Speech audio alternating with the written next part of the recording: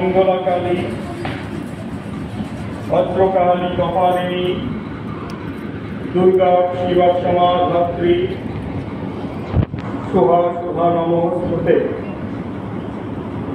আজকে এই মনোজ্ঞ সন্ধ্যায় হেমতাবাদ সংস্কৃতি মঞ্চ এবং উত্তরের সংস্কার ভারতী যৌথ পরিচালনায় বিজয়া সম্মেলনী উপলক্ষে আমরা সমবেত হয়েছি। আমরা মাতৃ বন্ধনের মধ্য দিয়ে এবং অন্যান্য গুণীজনের বিদগ্ধ আলোচনার মধ্য দিয়ে এই অনুষ্ঠানের শুভ সূচনা আমরা করেছি। এই মঞ্চে যাদের উপস্থিতি এই মঞ্চের গাম্ভীর্য প্রকাশ এবং বিকাশে সহায়তা করেছেন, তাদের মধ্যে রয়েছেন শ্রীযুক্ত বিকাশ ভৌমিক মহোদয়, শ্রী অমিতাভ সেনগুপ্ত, শ্রীযুক্ত শ্যামল দাশগুপ্ত, শ্রীযুক্ত পবিত্র চক্রবর্তী, শ্রীযুক্ত বিমল দাস, শ্রীযুক্ত বিশ্বনাথ বসাক, আমার শ্রদ্ধেয় বোরাদা, সন্তোষ দা এবং আমার স্নেহময়ী জননী ভগনী এবং অন্যান্য উপস্থিত ভাতৃবৃন্দ, আপনাদের সবাইকে আমার অন্তরের অন্তঃস্থল থেকে অনেক অনেক শ্রদ্ধা নমস্কার জানাচ্ছি। কারণ আপনারা আমাকে এখানে আহ্বান করেছেন, আমি খুব ধন্য যে এতগুলি পুণ্যাত্মাদের সঙ্গে মিলিত হওয়ার সৌভাগ্য আমি অর্জন করলাম।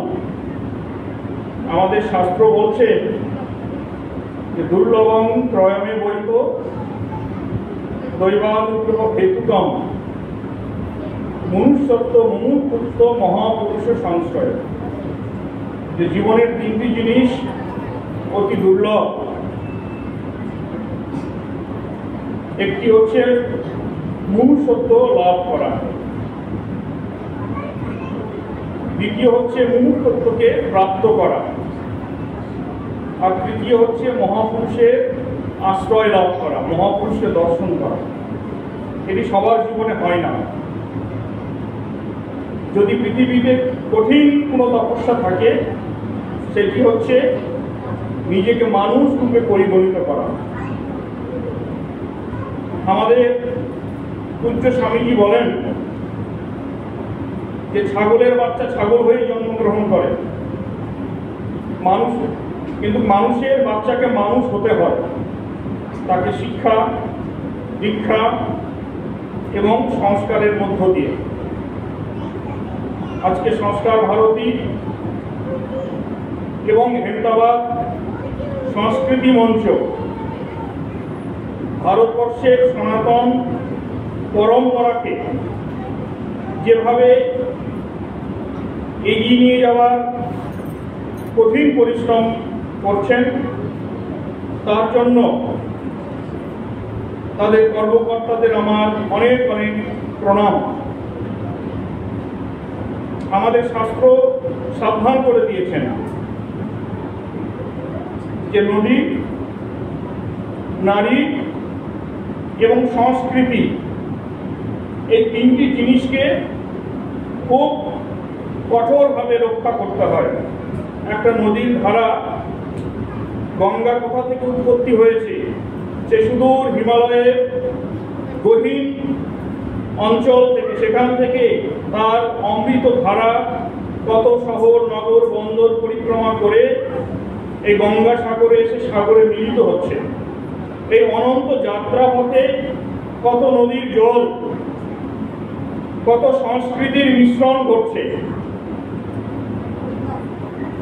কিন্তু আবহমান কাল থেকে আমরা দেখেছি গঙ্গার জলে কোনো পোকা ধরে না।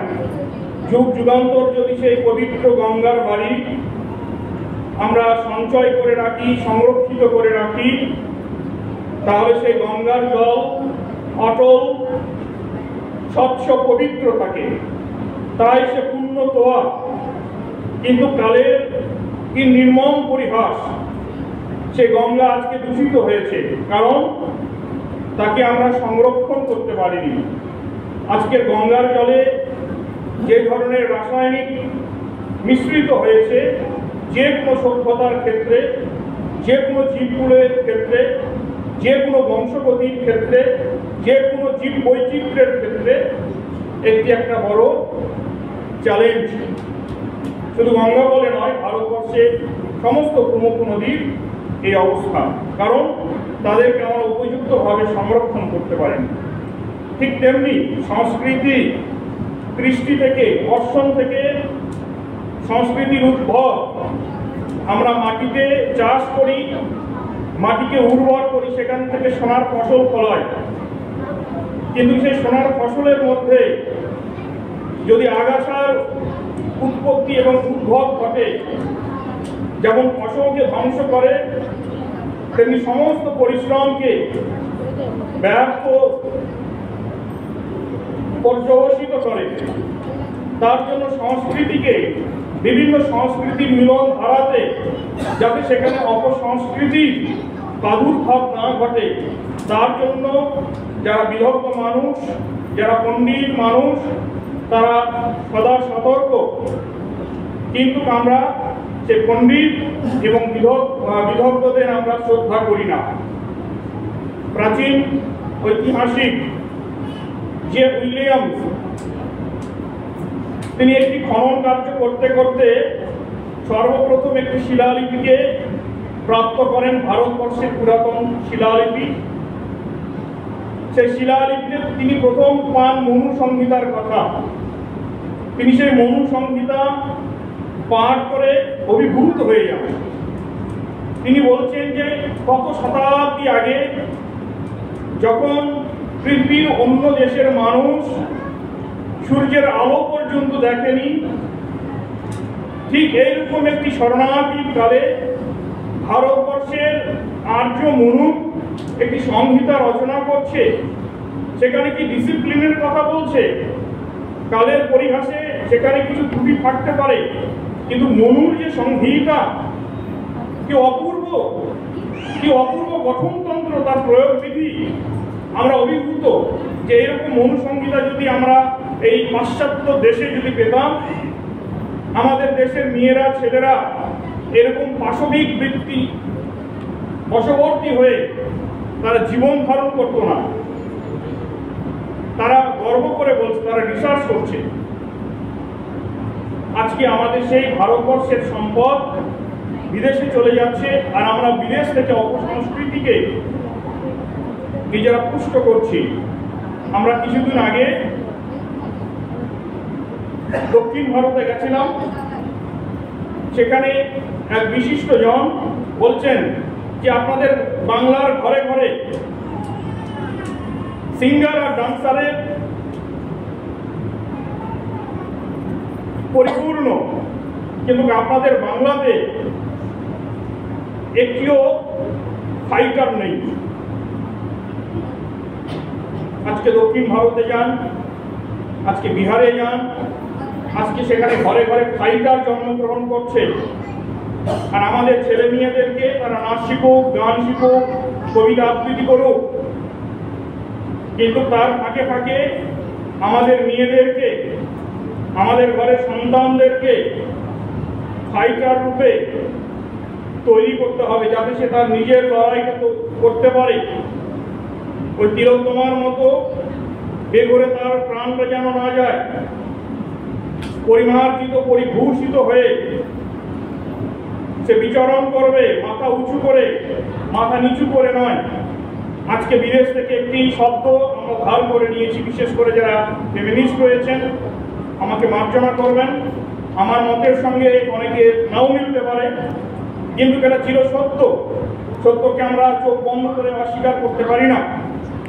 আজকে যারা মহিলাবাদী তারা বলেন, চিৎকার করে বলছেন, মাই বডি মাই চয়েস, আমার দেহ আমার ইচ্ছা, আমি যা কিছু পরিধান করি, যা কিছু ব্যবহার করি সেটা আমার ব্যক্তিগত। আমরা বলবো, না দিদি ভাই, না মা, এটি ব্যক্তিগত নয়। আপনি যখন ঘরের মধ্যে থাকেন, চার দেওয়ালের মধ্যে, আপনি কি করছেন, কি খাচ্ছেন, আপনার ব্যক্তিগত। কিন্তু রাস্তায় যখন আপনি চলছেন, সেটা আপনার ব্যক্তিগত হতে পারে না, সেটা পাবলিক হয়ে যায়। সুতরাং মাই বডি মাই চয়েস ভারতবর্ষের সংস্কৃতি নয়। ভারতবর্ষের সংস্কৃতি হচ্ছে তম হি দশপ্রহরণধারিণী। ভারতবর্ষের সংস্কৃতি হচ্ছে তমেব মাতা চ পিতা। ভারতবর্ষের সংস্কৃতি হচ্ছে যে যস্য মাতাদেব পার্বতী পিতা মহেশ্বর। এ হচ্ছে ভারতবর্ষের সংস্কৃতি। এই সংস্কৃতিকে আমরা যদি ধারক এবং বাহক যদি না হতে পারি এই সংস্কৃতির, তাহলে সংস্কৃতির মধ্যে অপসংস্কৃতি প্রবেশ করে আমাদের সমাজকে, আমাদের সভ্যতাকে ধ্বংসের দোরগোড়াতে নিয়ে উপস্থিত করবে। আর কি বলছে, নারী, যেখানে আমাদের শাস্ত্র বলেছে যেখানে নারীর পূজা হয় সেখানে স্বয়ং ভগবান উপস্থিত হন। যেখানে নারীর অসম্মান হয় সেখানে সমস্ত কিছু ধ্বংসে পর্যবসিত হয়। আজকে দিকে দিকে আমরা খবরের কাগজ দেখলে আমরা দেখব যে আজকে নারী ধর্ষিতা হচ্ছেন। আজকে মায়েরা, আজকে 8 বছরের মেয়ে পর্যন্ত, কন্যা সন্তান পর্যন্ত তারা নিরাপদ নয়।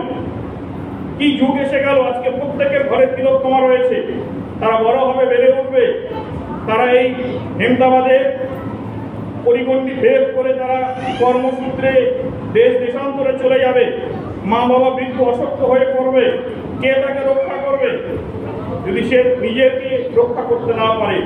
তাই আমাদের ভারতবর্ষের শাস্ত্র তারস্বরে ঘোষণা করছেন, কি ঘোষণা করছেন? যে ন্যায় আত্মা বলহীন এনে লভ্য। যে বলহীন, বিধাতাও তার প্রতি বিমুখ।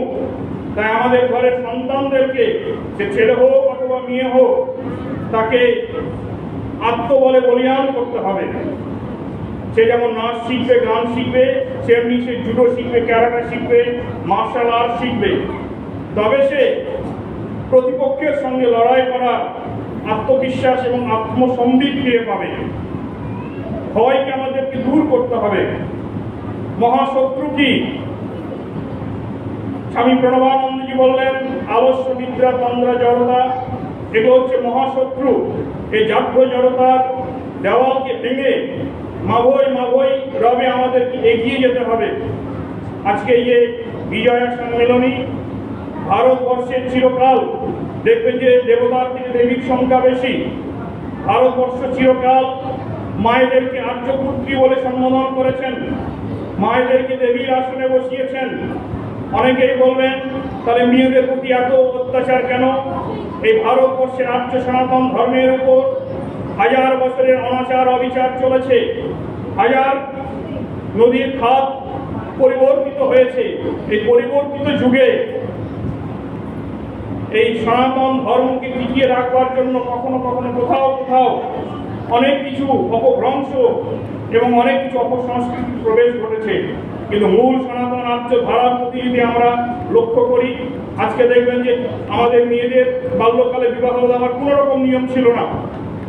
সন্ধ্যাকালে কোনো বৈদিক যজ্ঞ হয় না, কিন্তু আজও উত্তরপ্রদেশে বৈদিক যজ্ঞ রাত্রিকালে হয়। কেন হয়? ওই মুসলমান শাসকদের অত্যাচারে ওই ছোট ছোট ঘরের মেয়েদেরকে রাতের অন্ধকারে মা বাবা বিয়ে দিতে বাধ্য হতো, যজ্ঞ করতে বাধ্য হতো, রাতের অন্ধকারে লুকিয়ে মেয়েদেরকে বিবাহ দিতে। এরকম 1000 পট পরিবর্তনের সঙ্গে সঙ্গে আমাদের এই সংস্কৃতির মধ্যে অনেক পরিবর্তন এসছে।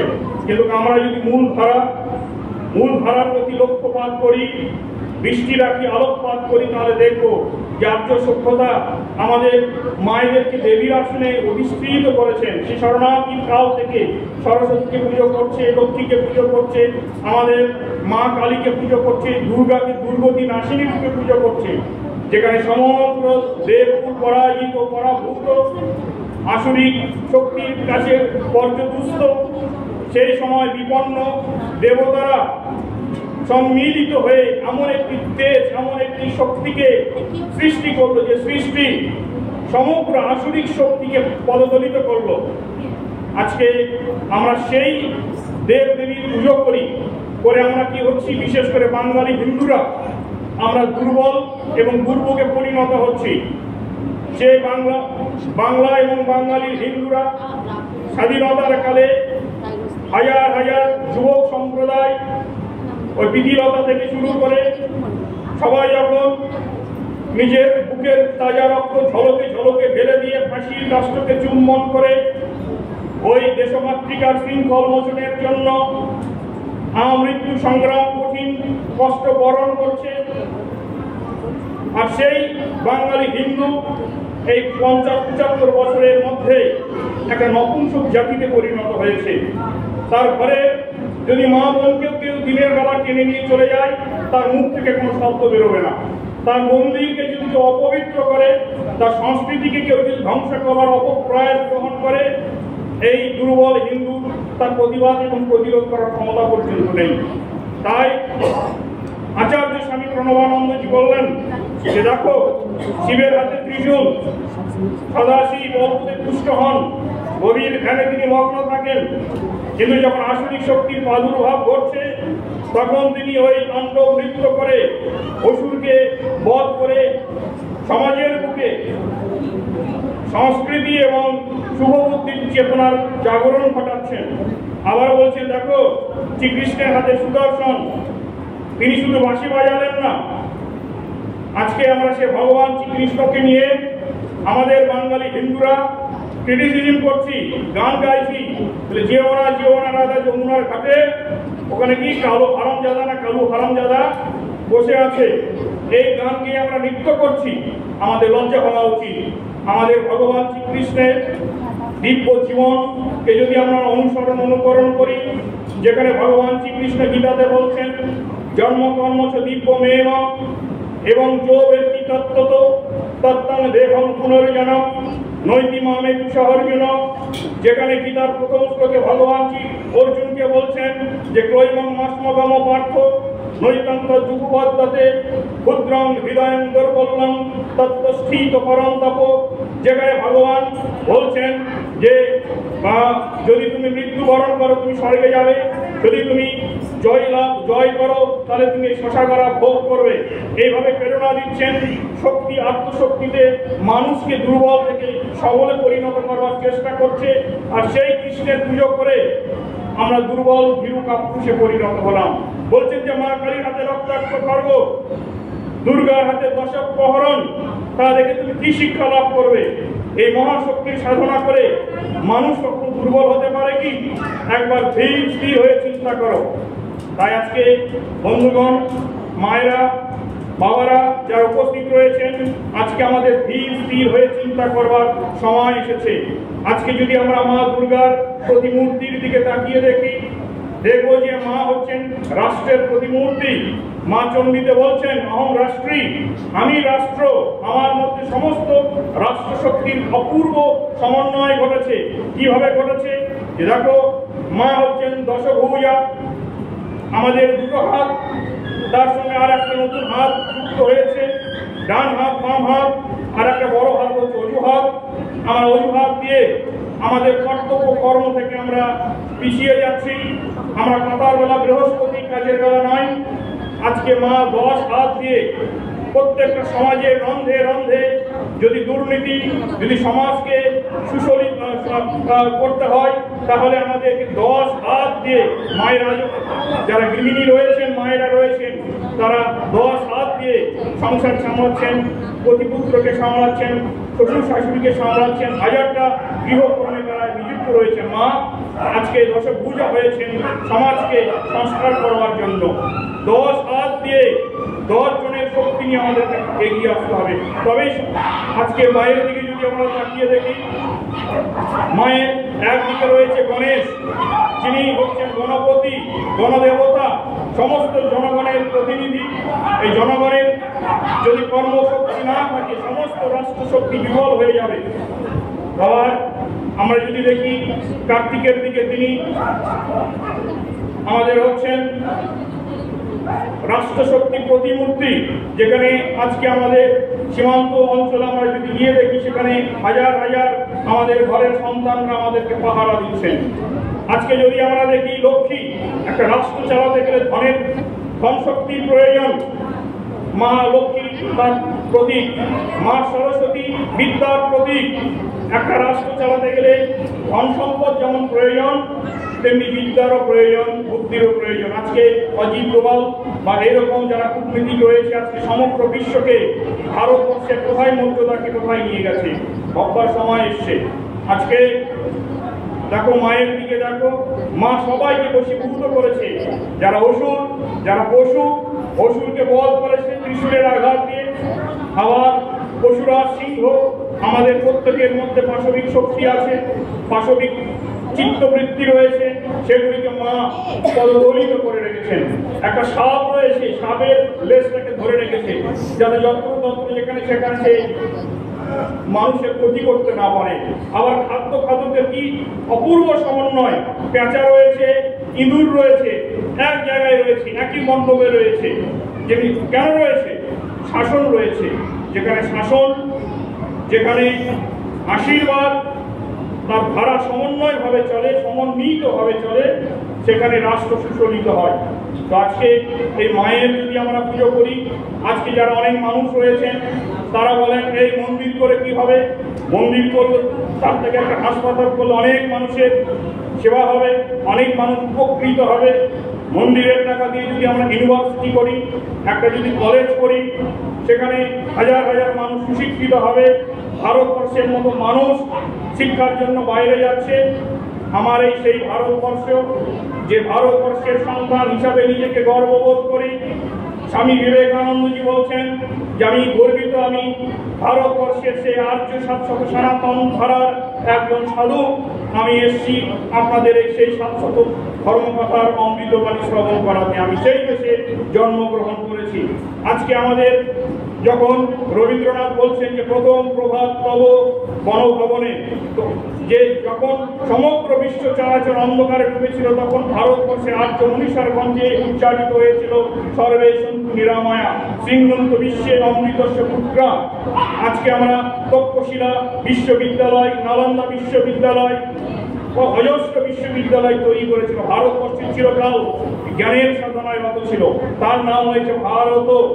অর্থাৎ যারা জ্যোতির্ধ্যানে রত থাকেন তারাই হচ্ছে ভারতবাসী, সেই ভারতবর্ষের সন্তান আমরা। আজকে এই বিশ্ববিদ্যালয় তৈরি হচ্ছে।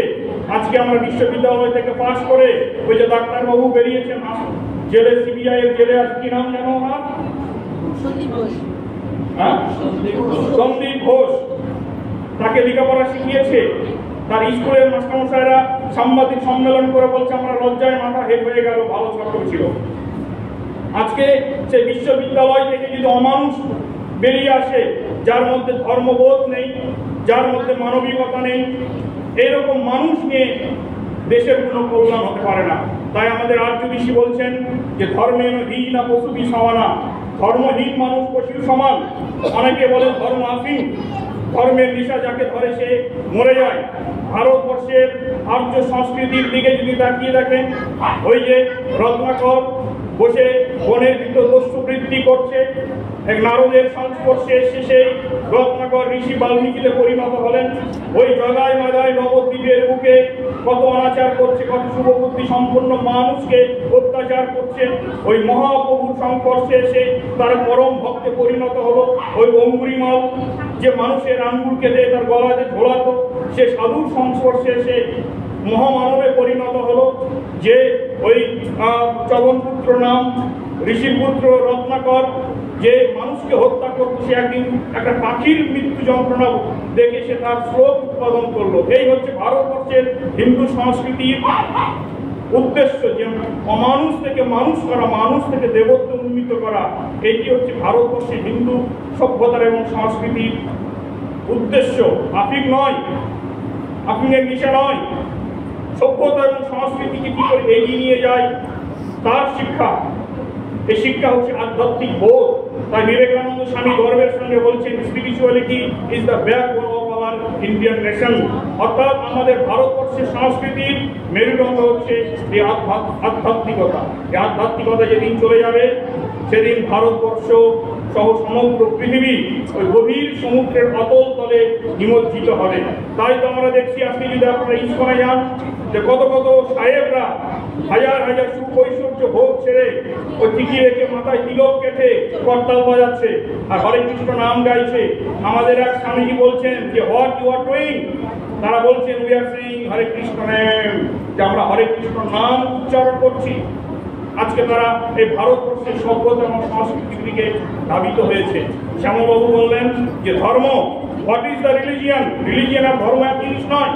আমাদের আর্য ঋষি মনু বলছেন বৃদ্ধি, ক্ষমা, দম, অস্তেয়, শৌচম, ইন্দ্রিয় নিগ্রহ, হি বিদ্যা, সত্যম, ক্রোধ, দশকম ধর্ম লক্ষণম। এই 10টি গুণ যার মধ্যে রয়েছে, এই গুণের সমন্বয়টি হচ্ছে ধর্ম। কিসে? তৃতীয় অর্থাৎ ধৈর্য, ক্ষমা, দম, নিজেকে কন্ট্রোল করা, অস্তেয়, কারো জিনিসের লোভ না করা, চুরি না করা, শৌচম, পবিত্রতা, ভিতর এবং বাহিরের পবিত্রতাকে রক্ষা করা, ইন্দ্রিয় নিগ্রহ, মন আমার চঞ্চল, আমরা সবাই শান্তির প্রত্যাশী, সবাই শান্তি চাই। আমাদের গীতাতে ভগবান বলছেন অশান্তস্য সুখম, যে নিজেই অশান্তিতে ভুগছে, মন যার অশান্তির সাগরে ডুবে আছে, সে শান্তি পাবে কি করে? শান্তি পাবো কি করে? ভগবান উত্তর দিচ্ছেন, বলছেন যে বিভয় কামাঞ্চ শর্মা কুমাংশরিত নিস্পৃহ নির্মম নিরহংকার স্বশান্তি মধিগচ্ছতি। যে নির্মম কথা, যার মমতা শূন্য, যিনি কারো কাছ থেকে কিছু প্রত্যাশা করেন না, যিনি কোনো ভয়ের কাছে নত হন না, যার কাছে শীত গরম কোনো ব্যাপার নয়, এইরকম যিনি মানুষ, তিনি হচ্ছেন শান্তির অধিকারী। সে শান্তির দ্বার প্রান্তে আমাদেরকে যেতে হবে।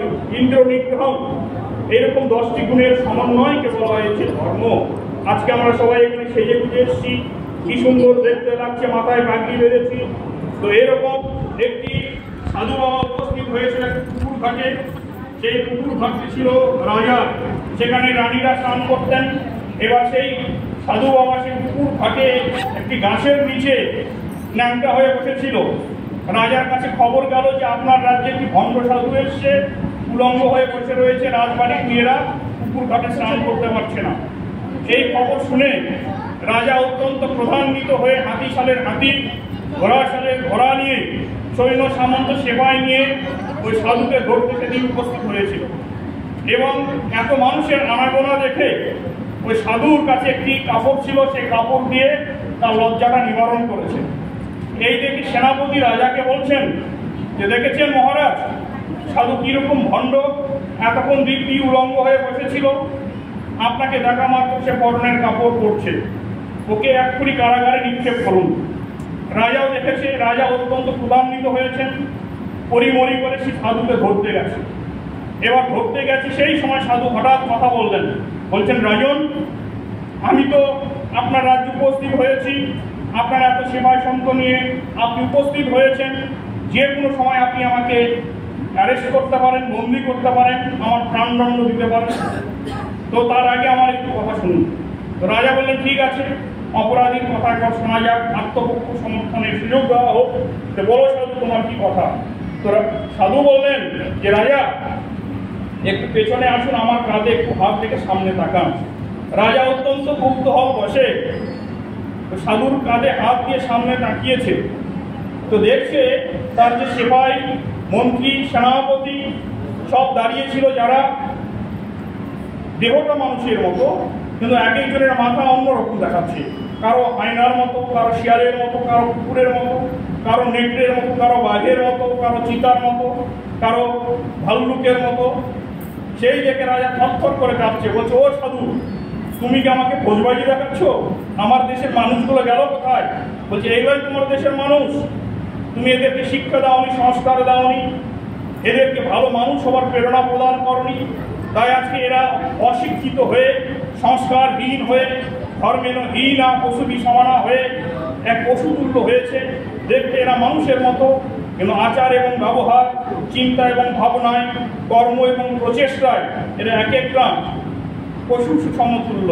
তাই এই মানুষ এই পশুকে দেখে আমি অত্যন্ত দুঃখিত চিত্তে এখানে গাছতলায় ভগবানের নাম করছি। তুমি রাজা, তোমার একটু সম্মান রয়েছে, তাই তোমাকে দেখে একটু লজ্জা পেয়েছি, তাই পরনের কাপড়টি পরেছি।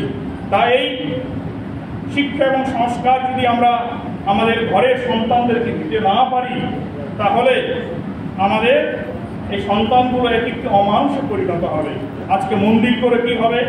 আজকে ভারতবর্ষের আর্য ঋষি কি বলছেন, মন দিয়ে শুনুন, যে ভারত চিরকাল ভগবানকে নিয়ে বেঁচেছে, ভগবানকে নিয়ে বাঁচতে চায়। জড়বাদকে যে দেশ চরমবাদ বলে ধরেছে, এদেশ সে দেশ নয়। এদেশ চায় নীতি, ধর্ম এবং আধ্যাত্মিকতা। জড়বাদ আমাদের দেশ জড়বাদের দেশ নয়। আজকে গঙ্গাসাগরের মেলাতে সেখানে কোনো নেতার প্রতিশ্রুতি থাকে না, কোনো মন্ত্রীর ঘর করে দেওয়ার স্বপ্ন দেখানো থাকে না। সেখানে হাজার হাজার ভারতবর্ষের মানুষ নিজের খরচায় পথের অক্লান্ত পরিশ্রম করে সেখানে ছুটে যাচ্ছে গঙ্গাসাগরের মেলাতে। কিসের জন্য? যে অন্তরের আকুতি নিবেদন করবার জন্য। হাজার হাজার মানুষের সমাগমে সেখানে যে অর্থনৈতিক যে ট্রানজাকশন হচ্ছে, সেটা কোনো ট্রেডিং থেকে, কোনো ব্যবসা নীতি থেকে কম নয়। আজকে হাজার হাজার মানুষ চলে যাচ্ছেন কাশী ধামে, অযোধ্যা ধামে। হাজার হাজার সেখানে অযোধ্যা ধামে নতুন মন্দির হয়েছে, সেখানকার পরিস্থিতি বদলে গেছে। আজকে আমরা চলে যাচ্ছি বড় বড় কুম্ভ মেলাতে, সেখানকার মানুষের সারা বছরে রুটি রোজগার হয়েছে। ওই যে মানুষ কষ্ট করে বলে বম চলে যাচ্ছে, মানুষ কষ্ট করে সেই বরফানি সেই হিমালয়ে চলে যাচ্ছে, অমরনাথে, কেদারনাথে হাজার হাজার মানুষের রুটি রোজগার হচ্ছে। দুর্গাপূজা, এই দুর্গাপূজাকে কেন্দ্র করে কত মানুষের, যেখানে বেদজ্ঞ পণ্ডিত যেমন মন্ত্র পাঠ করছে, ওই মুচি তারা ভাগ বাজাচ্ছে, যারা অন্যান্য কর্মের সঙ্গে যুক্ত তারা কর্ম করছে। তাই মন্দির, এই মন্দিরময় ভারতবর্ষের মাটি থেকে এখনো তাই মন্দিরের চূড়া আবিষ্কৃত হয়। এইটি হচ্ছে ভারতবর্ষের সংস্কৃতি। এই ভারতবর্ষের সংস্কৃতিকে ধরে রাখার দায়িত্ব আমাদের। আজকে যেখানে যেখানে আমার মা বোনদের প্রতি অবিচার অন্যায় হবে, সেখানে সেখানে আমাদেরকে রুখে দাঁড়াতে হবে। আর এই রুখে দাঁড়ানোটাই হচ্ছে ধর্ম, আত্মরক্ষাই হচ্ছে ধর্ম।